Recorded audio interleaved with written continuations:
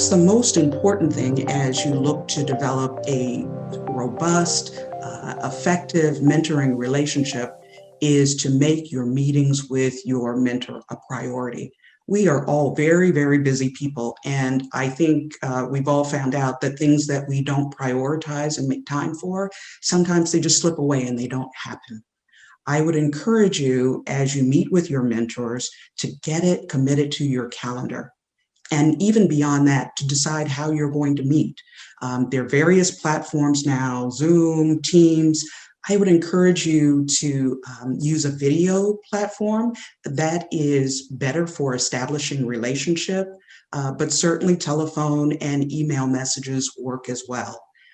I would also encourage you to do everything within your power not to miss any of your meetings.